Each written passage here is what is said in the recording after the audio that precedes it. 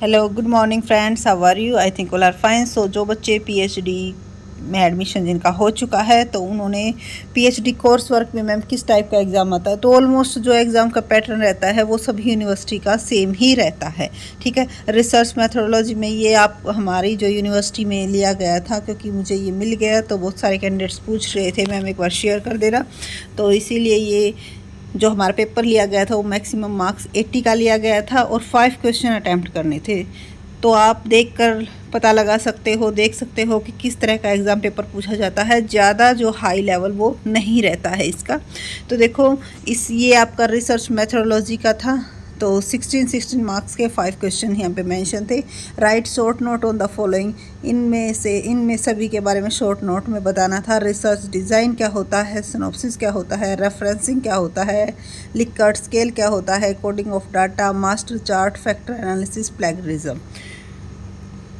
तो इन 8 के बारे में आपको बताना था। 2 मार्क्स का एक था। ठीक है, उसके बाद जो यूनिट सेकंड थी उसमें what do you mean bye research, explains its significance in modern time, कि रिसर्च होती क्या है और इसकी मॉडर्न टाइम में क्या सिग्निफिकेंस है। Explain the various type of sampling techniques, what kinds of sampling error are usually done by researcher.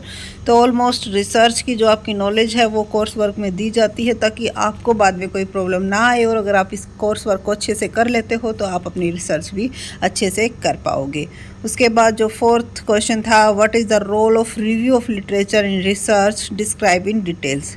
Right why report writing is significant for research, report writing significant कैसे है research के लिए।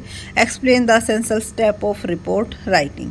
उसके बाद what do you need, always need software for data analysis, data analysis की हमें हमेशा need क्यों रहती है। What are the common software for data analysis, data analysis के कॉमन सॉफ्टवेयर कौन कौन से हैं। What do you mean bye data transformation, explain the type of data transformation, data transformation होता क्या है उसको एक्सप्लेन कीजिए, उसके जो टाइप हैं। उसके बाद what do you mean by parametric and non parametric test, explain their significance, कि पैरामेट्रिक और नॉन पैरामेट्रिक टेस्ट का मतलब क्या होता है, उनके क्या क्या सिग्निफिकेंस है। एंड लास्ट क्वेश्चन था what is data, explain the processing and interpretation of data, कि आप किस तरह से डाटा को इंटरप्रेट करोगे।